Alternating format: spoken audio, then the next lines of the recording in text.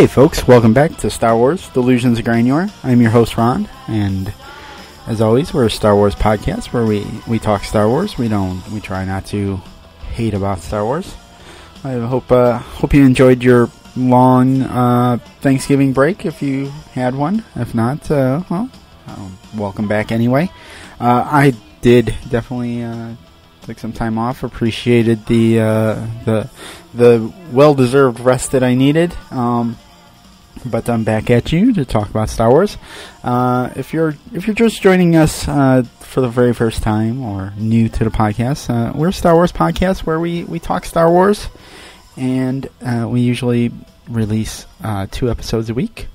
One on Mondays, one on Thursdays. We try to do a good job of keeping with that schedule going into the new release of the movie. That'll definitely give us a lot to talk about. But typically, we usually pick a Star Wars topic and get granular with it. Hence the title of the show. I keep saying we. My co-host JP. If you go back to some of our early podcasts, actually the first 50 or so, you'll hear JP, and JP's taken some time off, had taken some time to have a baby, but he is definitely we are working on getting him back. We had him back for a couple episodes a couple weeks ago, but we're definitely going to have him back probably from the time that we see the new movie, and going into the new year, we'll definitely get him back in a regular schedule so that you'll hear 2 Star Wars. Well, I can't believe 1 year ago, almost to the date, that we got our first look at The Force Awakens. We this Black Friday of giving away a lot of the movie, or well, people like to think they're giving away a lot of the movie, but really, they've only shown probably maybe 5 minutes of the movie, so I don't think we need to worry too much that we're seeing too much, but it does feel like we're seeing a lot, doesn't it, folks? But I was kind of surprised. It's amazing what a difference a year makes. Last year we got a glimpse of this movie.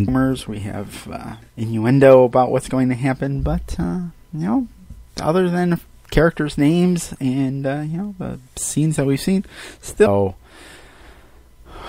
I don't even know if I'll be able to contain my excitement as we move forward, but I'll do my best. So anyway, I spent my time over the break kind of catching up on things, catching up on the comic books, something that I had been meaning to kind of keep up on, but didn't do a very good job. Just kind of got busy and wasn't able to keep up on things, but was able to kind of go to my stack of comics that I had piled up and go through them. And wow, I gotta say, wow! It finally sitting down and paying attention to what's going on and really grasping what's going on in these comics. I almost had an about face. The comics titles that I thought were going to be my favorites, or what I thought were my favorites, they sort of started to fail me, and the other ones I thought were a little bit confusing and head scratchers, they ended up being pretty darn good. So I'm not going to do a play-by-play feedback on what these books are. I'm just kind of go through. We have 4 real current titles going on right now, and I just wanted to give you my thoughts on them. And some of them are in the middle of stories, some of them are wrapped up, some of them are just starting out with new stories. So let's start with the mini-series Chewbacca. Chewbacca, folks, listeners, longtime listeners of the show might know that I myself, big Chewbacca fan, more than just the lovable sidekick, but a true character. And I was really looking forward to this series, mini-series, as they've been doing, kind of going into Photoshop and blurring foregrounds and whatnot. But as the book moves on, it gets a little further and further away from that. But other than that, folks, this one, I got a little I don't know. I'm just kind of annoyed with this book. It's not wrapped up yet. We're only, I believe we're four 4 issues into this. And it's, like I said, it's a 6-issue series, and not with his usual cast of characters, in particular Han Solo. It just really is kind of, there are parts of it I'm like, he seems to have crashed. And he he befriends a young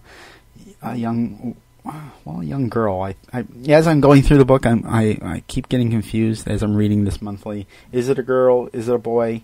The main character, but yeah, it's a girl, I believe. Correct me if I'm wrong. Her name is Zaro, and she's on kind of this mining planet where they mine these very disgusting looking bugs, and it's being kind of ruled with an iron fist by this tyrant there who's working for the rebellion, or for the Imperials, and Chewbacca's trying to come in and kind of free the workers because they're slaves. And again, as I'm reading through this book monthly, I keep getting lost as to when this is happening. I'm looking at the first issue again, and it takes place right after the Battle of Yavin. So I'm like, oh, okay, so. They're cramming in more story into between the movies. So again, it's weird that it's a Chewbacca solo issue. We really don't get any other characters that we're familiar with. We get droids, we get Imperials kind of finally make an appearance in the 4th issue, but other than that, I was wanting more.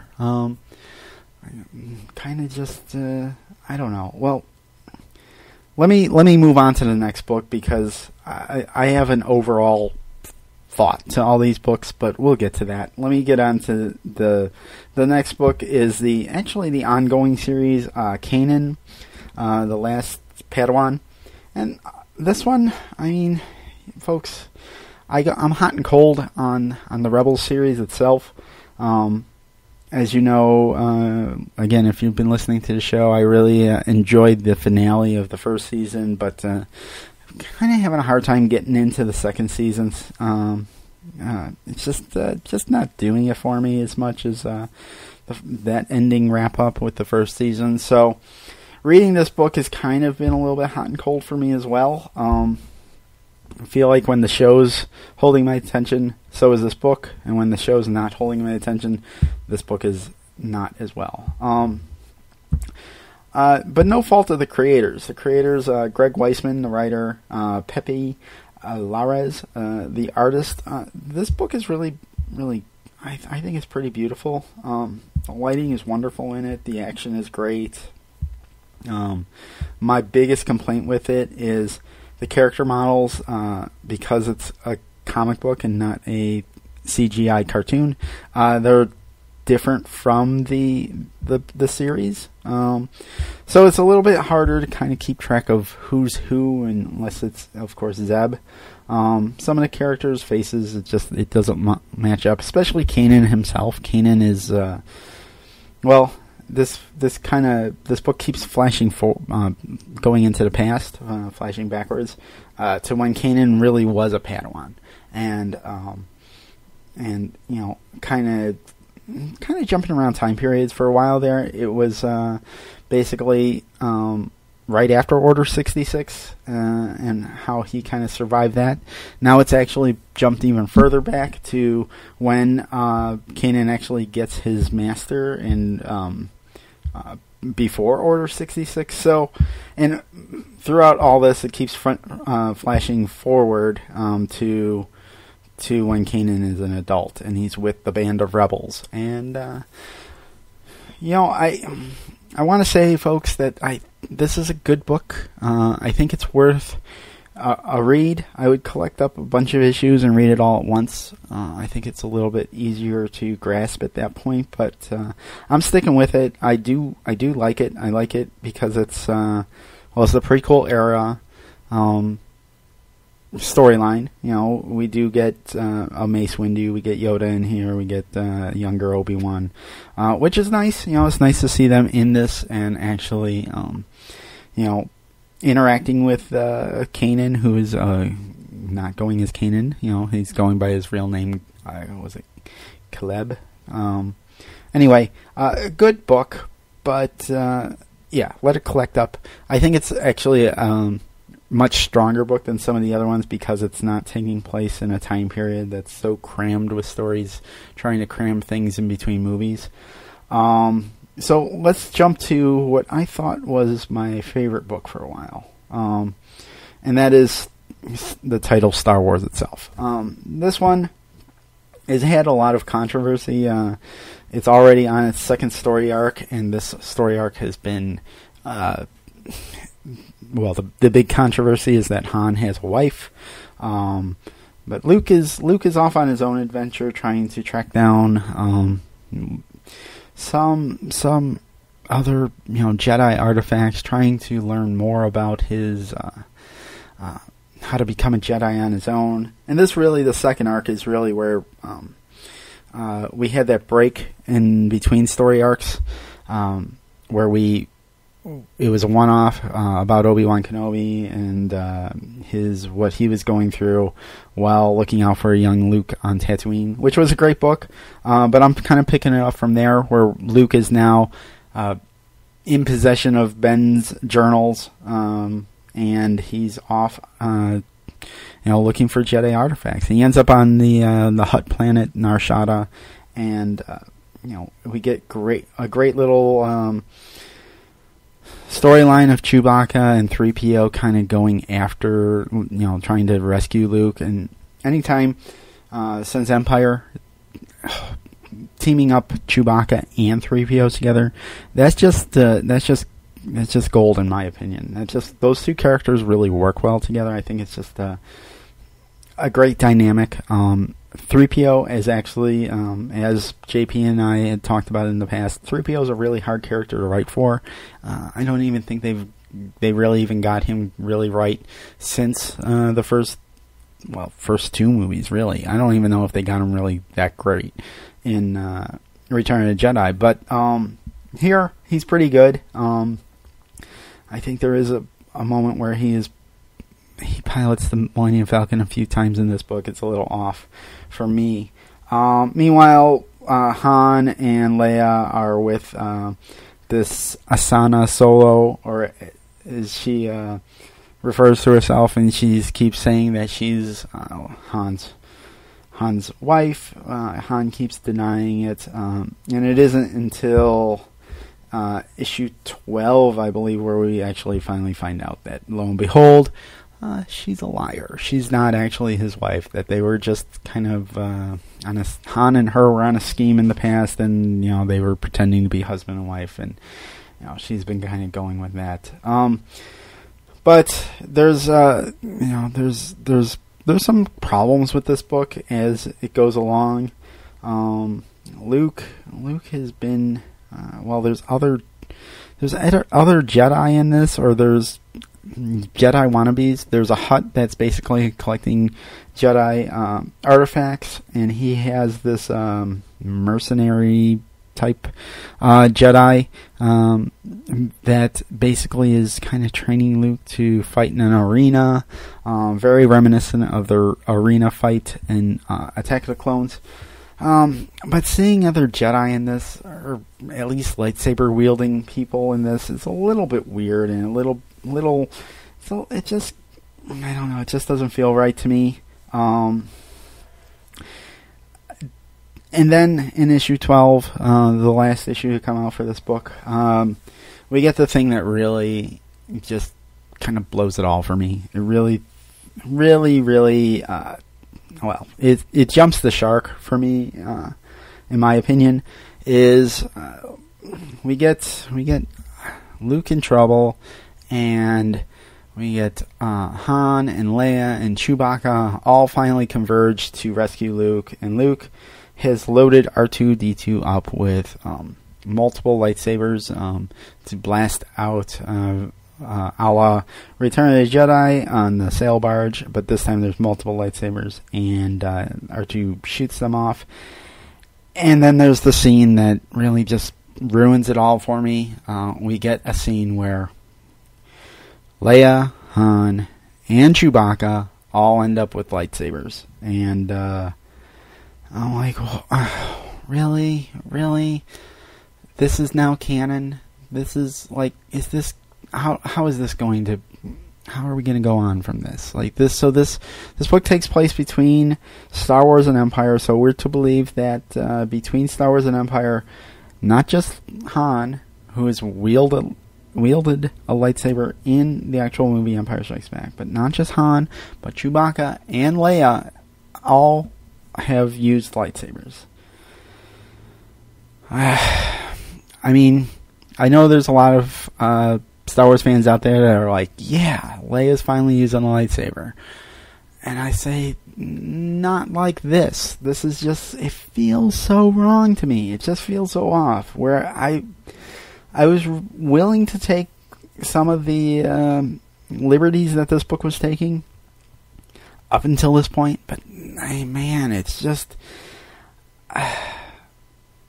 it just feels so wrong to me. It just feels like they're doing it as fan service and not really. It's not really in service of the story. I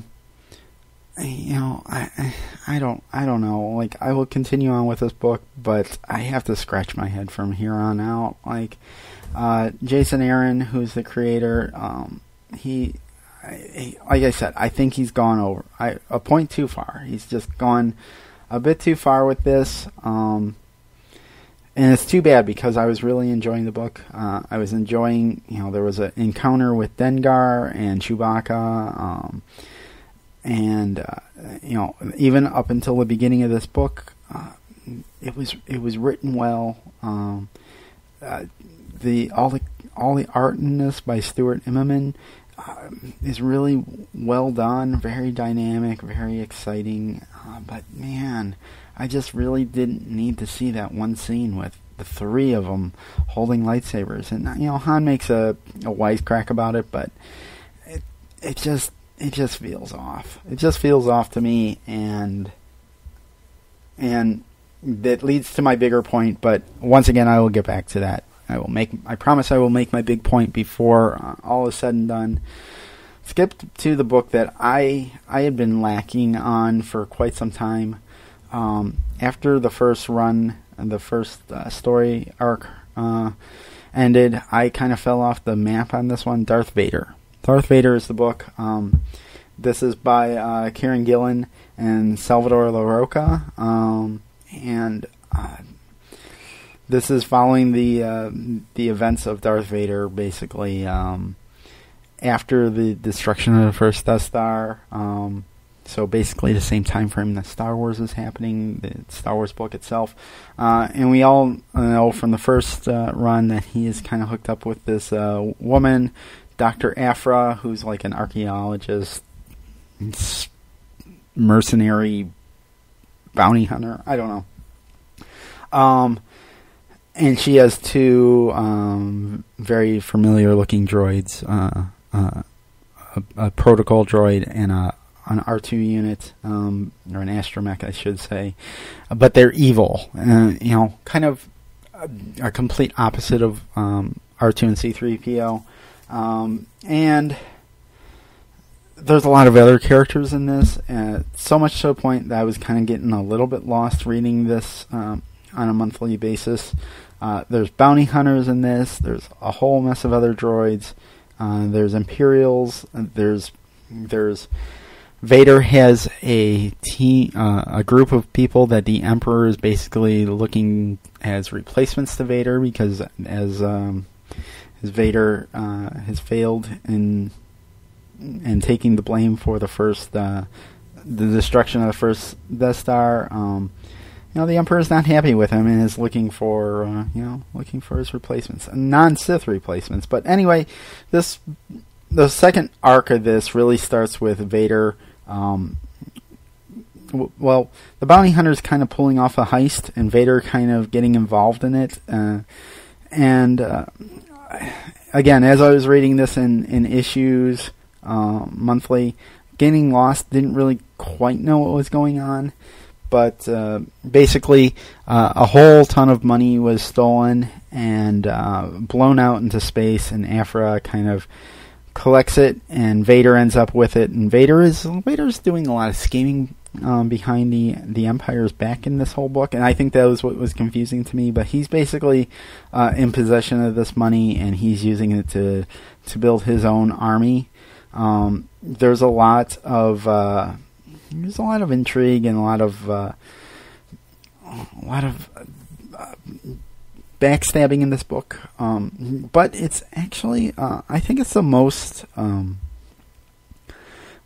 adult story of the book so far, and it's also I think the storyline that really works well with the events of the movies.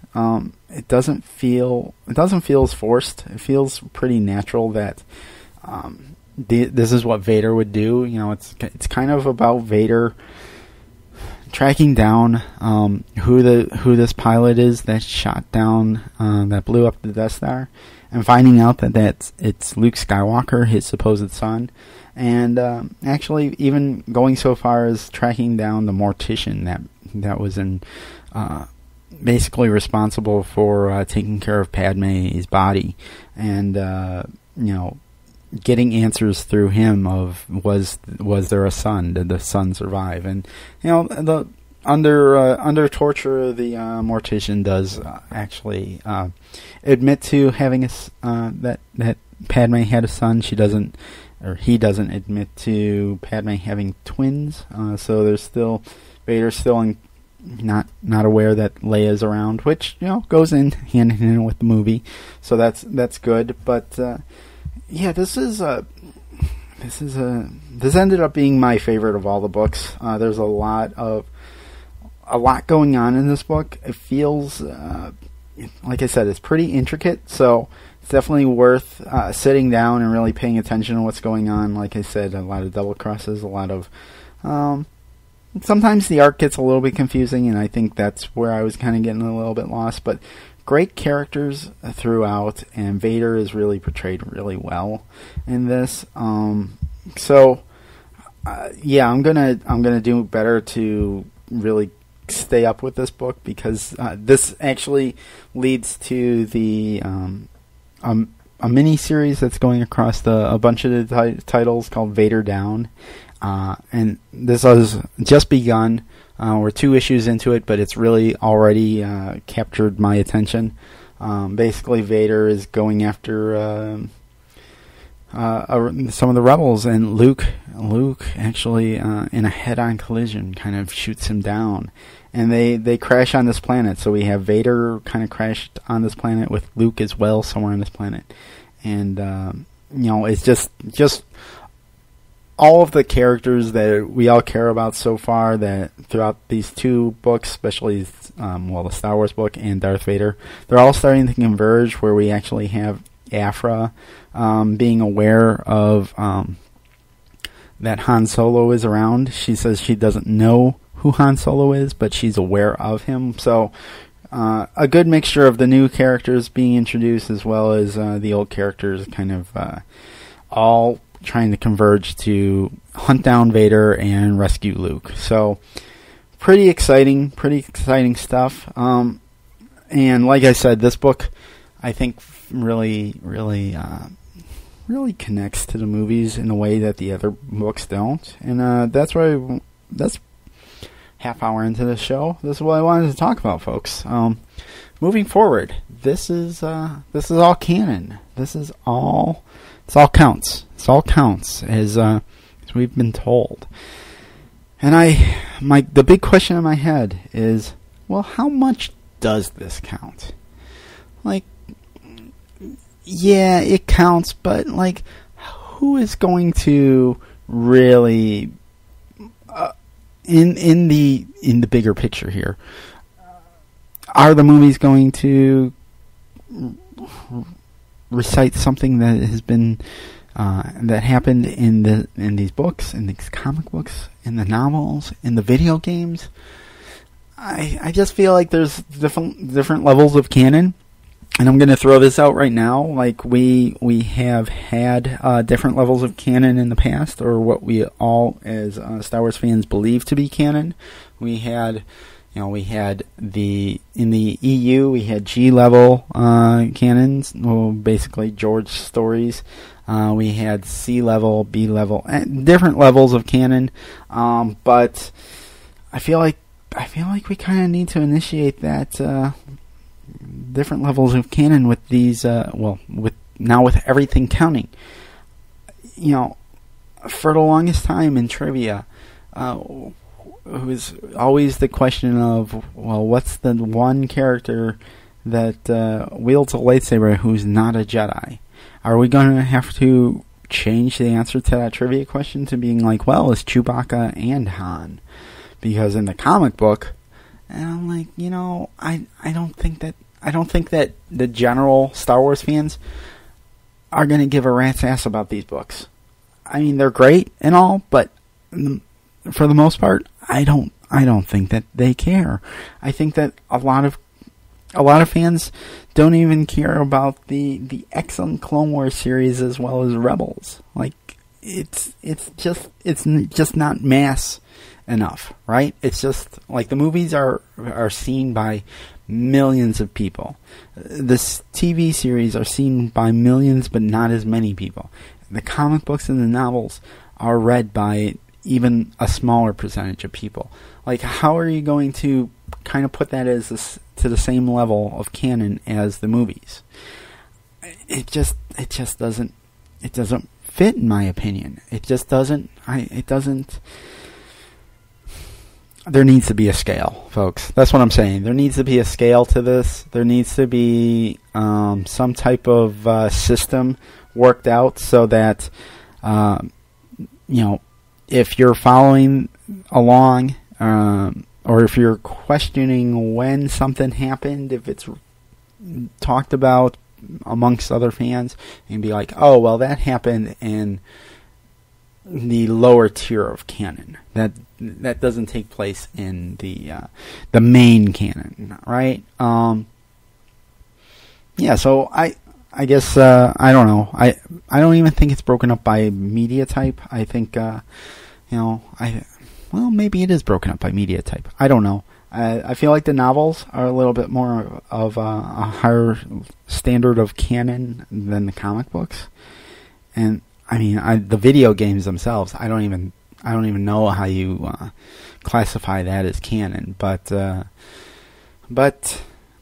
what do you folks think? Do you think there needs to be some kind of scale here? Because I personally think there needs to be something said about this, because I just can't imagine that Han, Leia, Chewbacca wielding lightsabers before Empire Strikes Back is as important canon as, say, Yoda lifting a X-wing out of the swamps in Empire. To me, it doesn't feel right. But that's my opinion, folks. I would love to hear from you on this. As always, you can find all of our episodes, contact information, whatever, reviews. I should even say whatever. Reviews. We do reviews every week. Our resident reviewer, Steve Schinder, does some great reviews of all media things going on. So you can find all of that stuff at delusionsofgranular.com. That's GRANULAR.com. You can also find us on Facebook, facebook.com/SWDOG, or on Twitter at SWDOG77. Or call, leave us a message, yell at us, whatever, at 651-337-9364. We welcome all calls, good and bad, as well as emails. Shoot us an email at swdog77@gmail.com. As always, folks, if you're listening to this, you probably have figured this out by now, but you can subscribe to us on iTunes and Stitcher. Those are the podcatchers of choice, but I'm sure we're on a few others. Not entirely sure which ones, but we are on most wherever you can subscribe to a podcast. We're there. And as always, folks, doesn't matter about the reviews or leaving us feedback. The most important thing, if you like the show, you know other people that might like the show, recommend us to them. That's how this works, folks. The more listeners we get, the better shows we can do for you. So, as always, folks, my name is Ron, and this has been Delusions of Granular. And as always, stay granular.